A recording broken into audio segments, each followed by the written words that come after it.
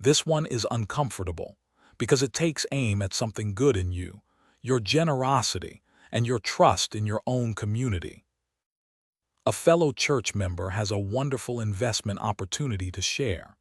Blessed by shared faith. A charity calls after a disaster, its name tugging at your heart.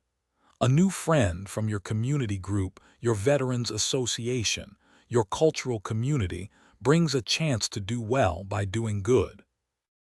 When a pitch comes wrapped in a community you trust, your guard naturally lowers. Scammers know this, and they exploit it deliberately. It even has a name: affinity fraud. Here's the truth. Belonging to the same community, faith, or group as someone is not evidence that their investment or charity is legitimate. Trust the person's claims exactly as much as you'd trust a stranger's. Verify independently, no matter who's vouching. Here's the hard truth affinity fraud relies on. Shared identity is not proof of honesty. A con artist who joins your church, learns its language, and worships beside you for months has done so precisely to borrow the trust of that community. When a respected member vouches for the opportunity, they may be an innocent earlier victim, unknowingly passing the con along. The warmth and belonging are real. The investment or charity is not. The community is the disguise, not a guarantee. Now, how does it work? Affinity fraud typically unfolds in a pattern. The infiltration. The scammer becomes a trusted member of the group, a congregation, a senior center, a veterans post, a cultural association, and builds genuine relationships first. The endorsement chain. They win over a few respected members or leaders whose vouching then persuades everyone else. The pastor invested, so it must be safe. Often, those early members are victims themselves, recruiting in good faith. The pitch. A can't-miss investment, frequently promising high, guaranteed returns, a special fund, or an urgent charity.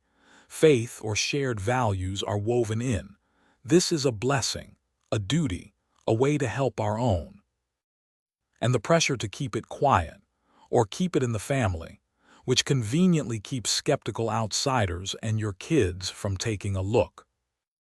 Fake charities work the same nerve, especially after disasters or during the holidays.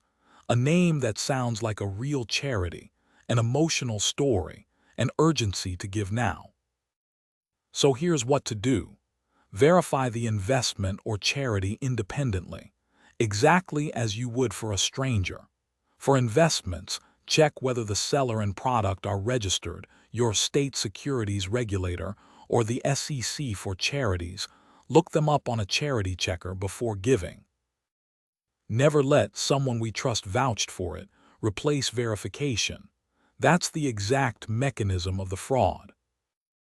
Be deeply skeptical of guaranteed or high, steady returns. Real investments carry risk and aren't handed out as community favors. Talk to your family or a trusted independent advisor before investing or giving a large amount, especially if you've been asked to keep it quiet. Secrecy is a red flag. And give to charities directly, through their official website that you look up yourself, not through a caller or a link. Here's what I'd do. I'd hold the warmth and the decision apart. I can love my community, trust my friends, and still verify an investment or charity independently. Those aren't in conflict. So when an opportunity came through my church or my group, I'd feel the pull of belonging.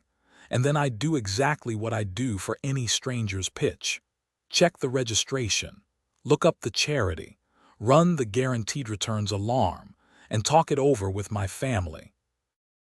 If anyone suggested I keep it quiet or keep it within the community, that alone would stop me cold. Honest opportunities survive daylight and outside questions. I'd remember that the person vouching may have been fooled first, in complete good faith.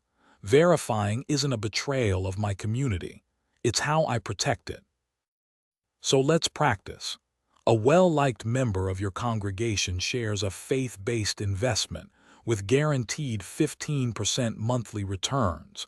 The pastor's already in, and they ask you to keep it among the flock. Run the alarms, guaranteed high returns, impossible, keep it secret, red flag, vouched for by trusted members. That's the affinity fraud mechanism, not proof. You thank them, verify nothing on the spot, and instead check the investment's registration and talk to your family. The trust felt real, and you honored your community precisely by refusing to let that trust replace verification.